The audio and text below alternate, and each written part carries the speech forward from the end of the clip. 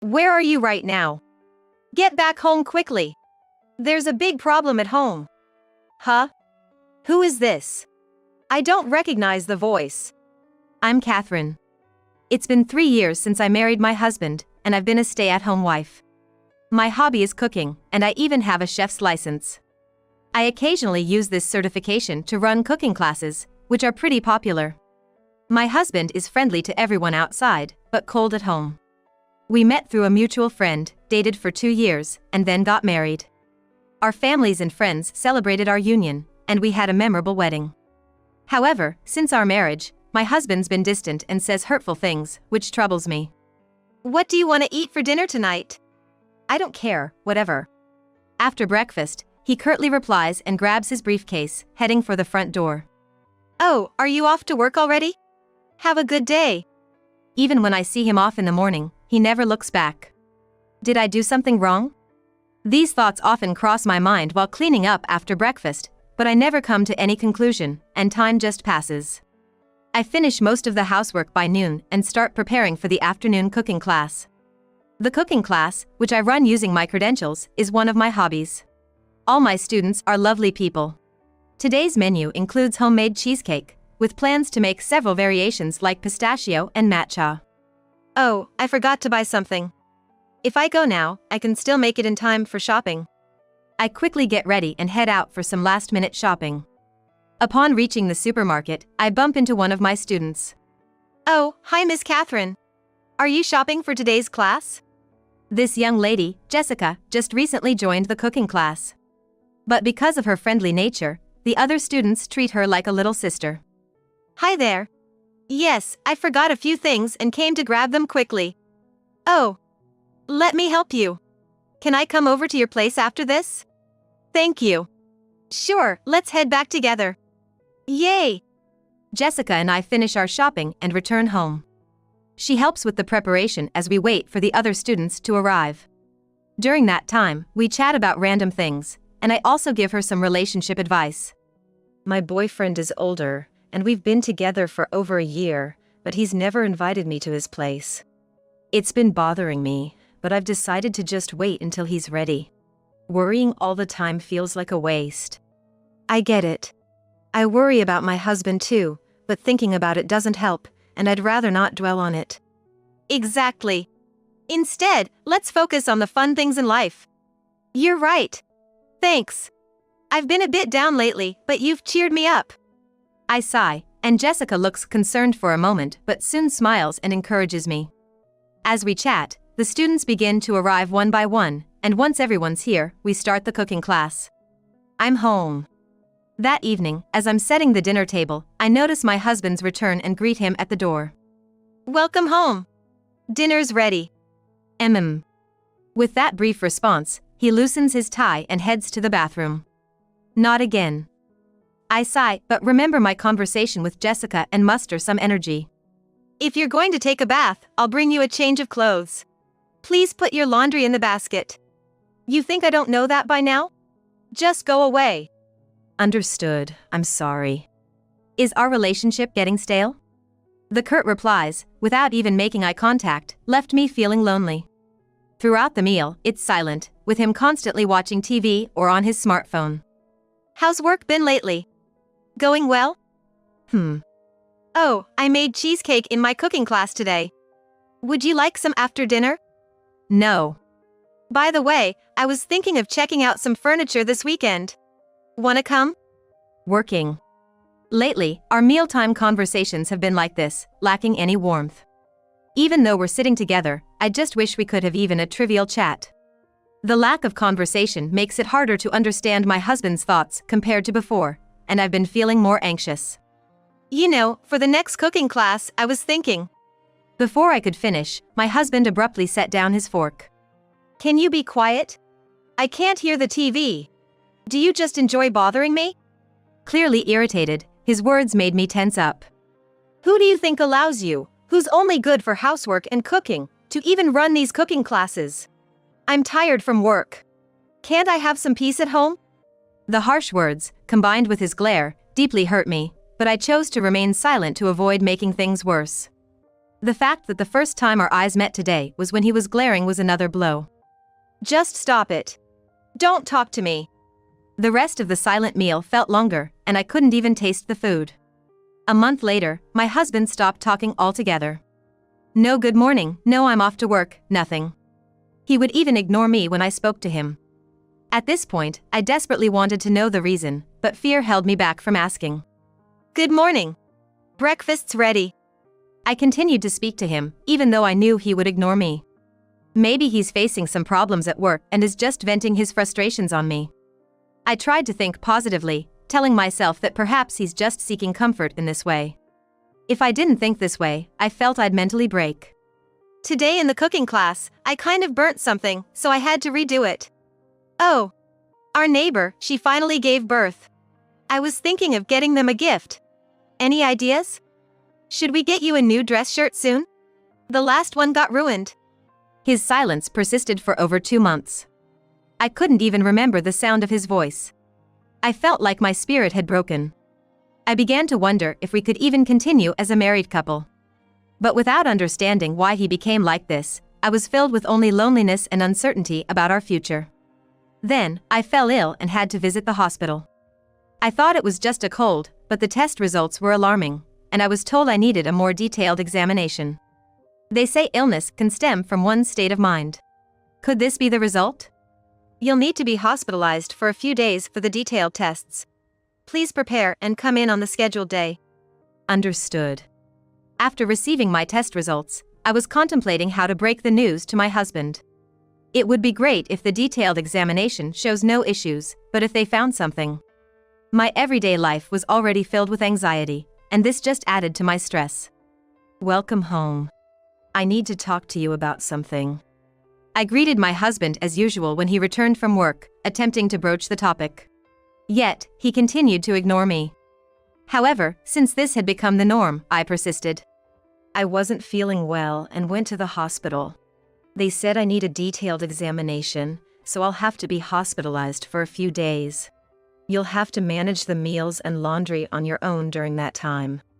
Despite discussing my health, his expression remained unchanged. It was clear that he wasn't even slightly perturbed. You're really going to ignore me even now, huh? Just, please, take care. It was evident that he truly didn't care about me anymore.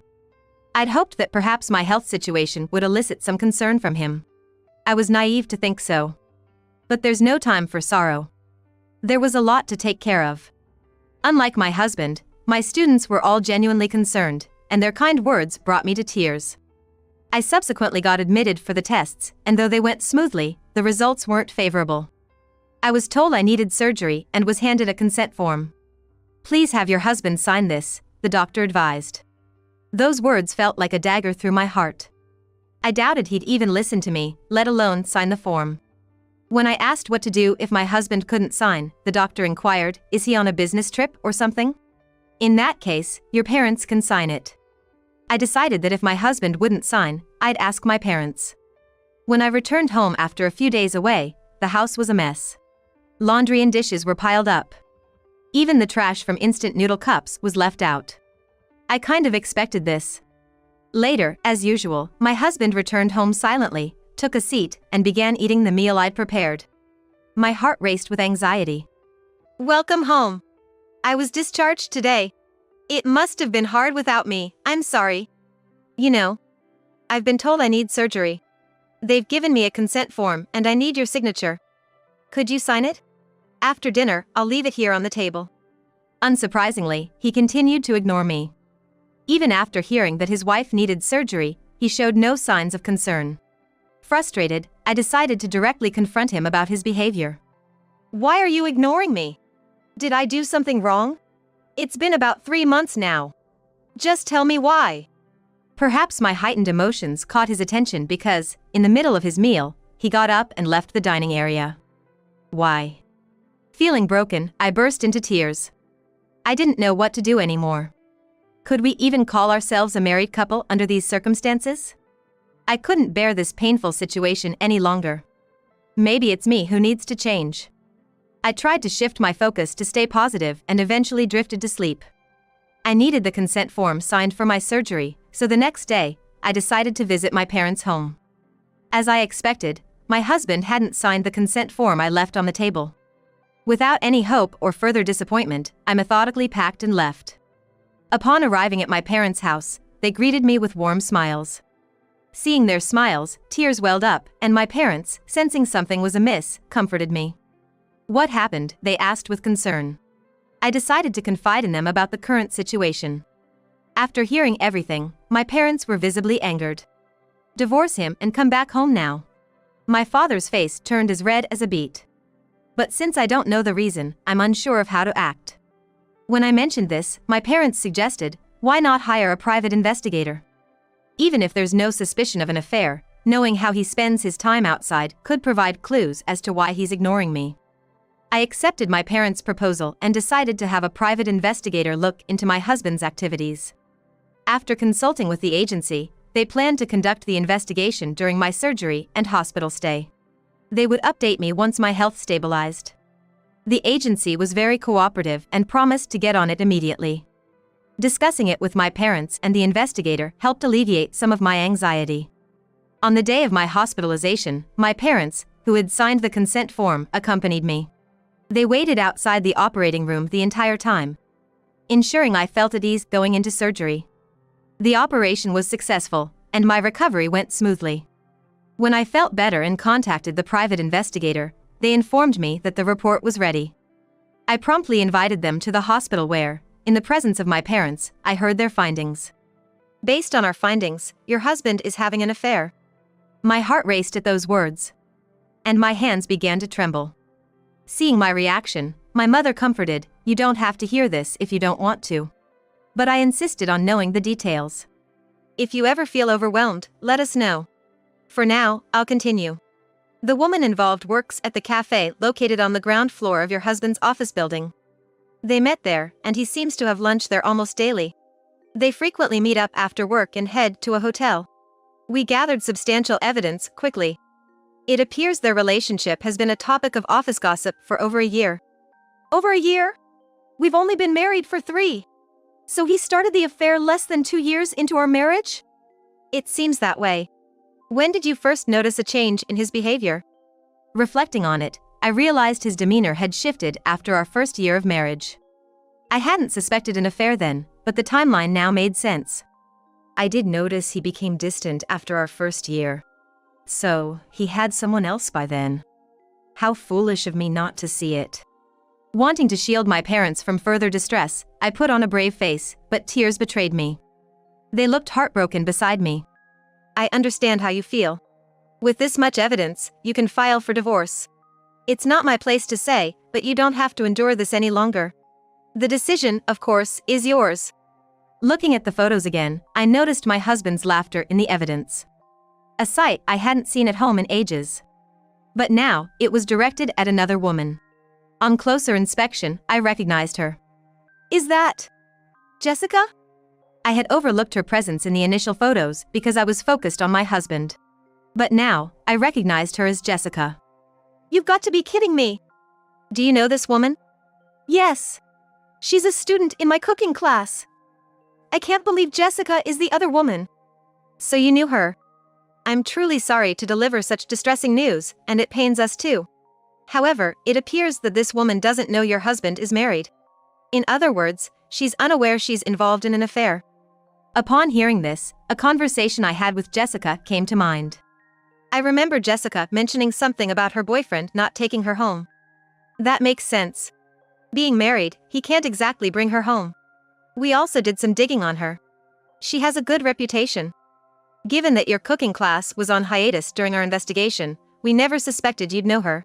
What do you plan to do?" The idea of Jessica having an affair was hard to swallow, but I felt the need to speak with her. If she knew and still chose to get involved, I'd want to hold her accountable. Regardless, I had made up my mind about my husband. "I'm gonna divorce him. Immediately. And I'd like to speak with Jessica first. Depending on our conversation, I'll decide my next move concerning her." Upon hearing my decision, my parents encouraged me to move back home without delay. The investigator, with a warm smile, reassured, "We'll support you in any way we can." I felt stronger knowing I wasn't alone. After my discharge from the hospital, I seized the opportunity when my husband was at work to pack up my belongings. The state of our home was pitiful. But that no longer mattered to me. I packed only the essentials and left the house, leaving behind the business card of a divorce attorney on the table.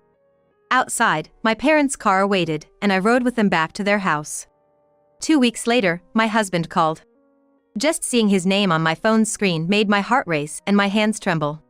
But I picked up the call with unwavering resolve. Hello? Where are you? Get back home now. The house is a mess. Hearing his voice after so long, it sounded harsher than ever. Who is this?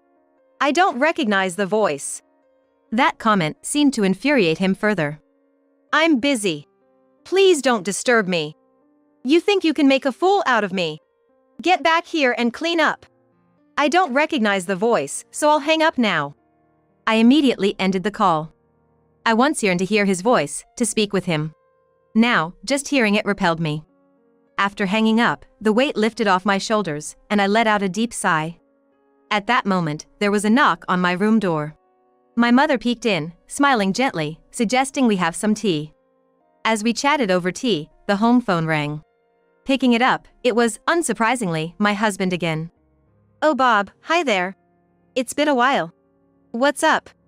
That's my mom. She handles situations with such composure. And there's my dad, looking furious like a storm brewing. It's been a while. Is Catherine with you? Yes, she's here. As I expected. Actually, Catherine left with her belongings. She's adamant about getting a divorce. I want to talk things out, but discussing with Catherine is fruitless. Could you please ask your daughter to come back? Yes, I'm aware of the divorce situation. Could you agree to it?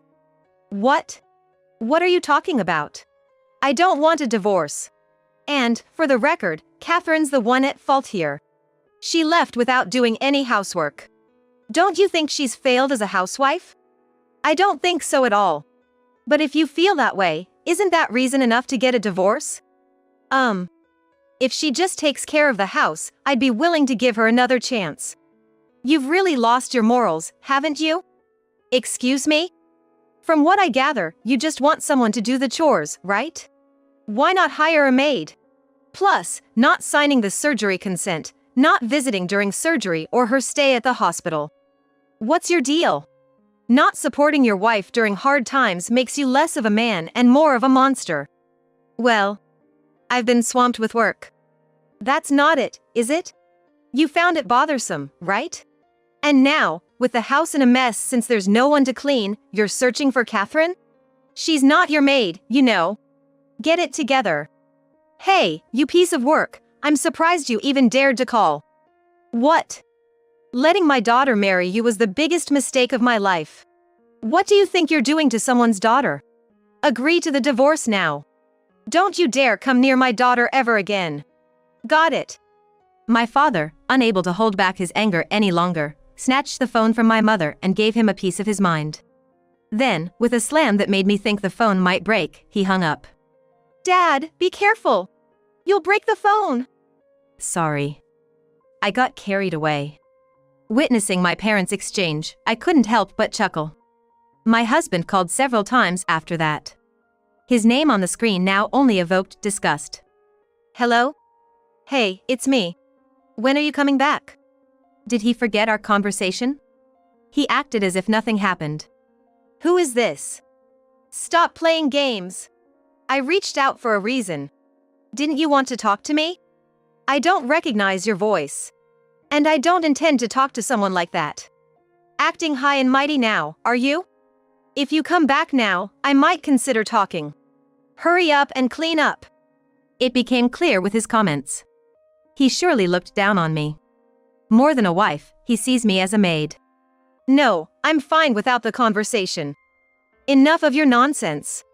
How much more trouble do you plan on causing? If you keep this up, I'll really divorce you. Got it? You've always been dependent on me, so I doubt you can manage. I'm glad you're willing to consent to the divorce. I realized then that I could no longer harbor any affection for my husband. I wanted the divorce finalized soon. That's it, huh? You've finally lost it. You can't survive without me. Why on earth did I marry someone like this? I can't even remember what I saw in him. It would have been better if you'd kept your mouth shut. If that's all you can say, maybe you should just sew it shut, huh? Well, goodbye. I felt this would drag on for a while.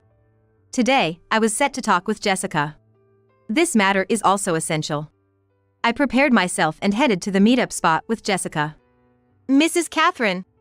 Upon seeing me, Jessica waved with a bright smile. I couldn't sense that Jessica knew about the situation. Sorry to keep you waiting. It's been a while. It has. I'm so happy to see you. How's your health? Are you okay? Since our last cooking class, concerned Jessica inquired about my well-being. Thank you. I'm much better. I will need regular doctor visits though. I'm glad you're better. But please take care. So, you mentioned wanting to talk about something. What's up? We decided to settle in a cafe and order drinks. Then, I broached the main topic. Jessica, you told me about your boyfriend before. Is his name by any chance Bob? Upon hearing this, Jessica looked shocked. Yes. How did you know Bob? Jessica's eyes widened in surprise. Well, he's my husband. When I said that, Jessica seemed frozen in place. There was a palpable tension in the air, and I noticed Jessica's hand, holding her drink, trembling slightly. What? Bob? Your husband? Bob is... Jessica seemed utterly taken aback. From her reaction, it was clear she hadn't known. I guess you really didn't know. I only found out recently that my husband was cheating on me. Hearing the word cheating, Jessica's face started to pale. Cheating? You're saying I was involved in an affair? But maybe it's just someone with the same name. I swiftly placed a photo in front of Jessica. She picked it up with apprehension and, upon seeing it, started to cry. I was deceived. This is awful. I'm so sorry. I had no idea. I didn't feel any anger towards Jessica as she sobbed uncontrollably. Rather, my rage towards my husband was bubbling up, ready to explode. It's okay, Jessica. It's not your fault, and I don't blame you. I didn't want to hurt you, but I thought we needed clarity. I'm so sorry. I tried to comfort the sobbing Jessica. I knew revealing this would hurt her. But had she known and been defiant, I would have been angered. I'm thinking of getting a divorce. What about you? I'm breaking up with him. Everything's clear now. I'm so sorry for what you've been through. Even though I didn't know, I can't imagine how hard it was for you. Watching Jessica apologize through her tears, my own eyes welled up. After a while, Jessica calmed down, and we discussed our next steps. I planned to proceed with the divorce. I'm definitely ending it with Bob. I'm just so mad. I know it might seem strange for me to offer, but I can provide lots of evidence of his infidelity. Let's make him pay for this. Seeing Jessica, also a victim, willing to help, made me somewhat envious of her resilience. I placed my drink on the table and extended my hand towards Jessica. Thank you. Let's do this. Yes. Jessica grasped the hand I offered, and we shared a firm handshake. The next day, I decided to visit a lawyer's office. If Bob didn't agree to the divorce, we might have to go to mediation.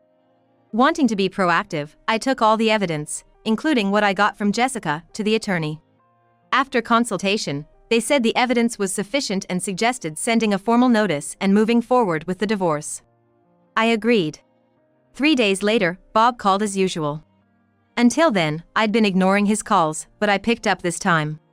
Hello? Finally. You've been ignoring me.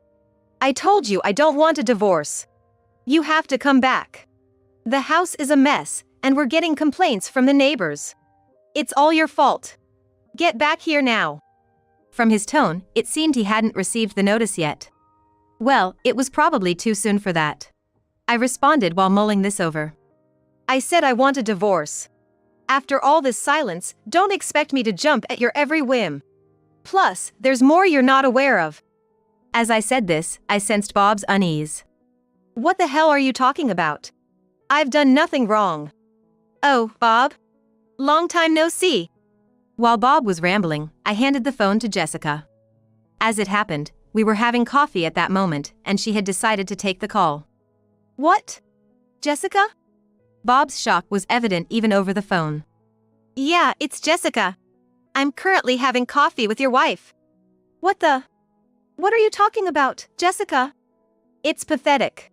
Everything's out in the open, including the fact that you deceived me. And after hearing from your wife about how you've been neglecting her, especially when she was sick, I think you're just the worst. The fact that I even spent a second with someone like you makes me sick. Stay away from me. Don't you ever contact me again. Go to hell, you jerk. Jessica's demeanor was something I'd never seen before, her tone and way of speaking so unlike her usual self. She's kinda scary when she's angry, I thought to myself with an oddly detached sense of amusement. Hey! What's up with you, Jessica? You're not your usual self. Come on, be your upbeat and positive self like always. Shut up, loser. By now. Saying that, Jessica's face reverted back to her usual cheerful and cute self as she handed back my phone. Here you go. What a refreshing face she had. It even made me feel a bit lighter. You get it now, right? I think you'll be hearing from the lawyer soon. Saying that, my husband, unable to hide his panic, had a quivering voice. A lawyer? No, you got it wrong, Catherine. Jessica was just a fling. You know how they say cheating is a mark of a man's prowess? I was just trying that out. I mean, of course, you're my number one, Catherine. And look, I wasn't ignoring you. Yeah, my hearing's been bad lately, and sometimes I can't hear properly. So, that's why I might not have heard about the doctor's appointment and stuff. I just broke up with Jessica, and you're the only one for me. The more he spoke, the more disgusting he sounded. His voice was mixed with panic, and he even used an overly familiar tone with me. His lame excuses almost made me hang up. Do you know what prowess means? It means the energy and resilience to see things through and a dependable character. So, in other words, someone like you, who doesn't have a shred of prowess, has no right to cheat. Well, I think anyone who cheats lacks prowess anyway. Oh, and don't contact me directly anymore. From now on, communicate through the lawyer. Honestly, you're just gross. I don't want anything to do with you anymore. Goodbye. Wait. I'm sorry. I apologize. I won't ignore you anymore, and I won't cheat anymore. I didn't really pay attention to his continued pleas since I had conveyed what I needed to. So, I hung up. There was no need to engage with him anymore. Looking over at Jessica, she was laughing out loud. That felt good, didn't it? Yes. And from now on, just call me Catherine. We're friends now, right? Hearing that, Jessica's eyes became watery. Catherine, I'm so sorry for everything. I adore you. While the whole thing with that jerk is a dark chapter in my life, I'm grateful that it brought me closer to you. She hugged me, and I realized that to me, she was like a beloved younger sister. When I got home and informed my parents about the situation, both seemed relieved. I apologized for causing them concern, but they told me it's natural to worry about family. Afterward, when the formal notice from the lawyer reached my husband, he had no choice but to reluctantly agree to the divorce. He couldn't argue since we had so much evidence against him, and he agreed to pay the settlement. When the lawyer visited his place, it was so filthy and stank that they decided to discuss matters outside. Some nosy neighbors overheard their conversation. And since one of them was notorious for spreading gossip, soon the whole neighborhood knew. My ex-husband, finding it unbearable to stay, moved back with his parents. Later, I learned from his parents, who called to apologize, that he had quit his job and was now living as a recluse. As for me, after finalizing the divorce, I resumed my cooking classes and am enjoying it. Jessica quit her job at the cafe she was working at and is planning to open her own place. It's been her dream for years, and she's considering having me work with her. Looking back, I wonder why I put up with that kind of life. If I had known how freeing and happy life would be after divorce, I probably would have left him sooner. I spend most of my days laughing with my parents, and life is blissfully joyful.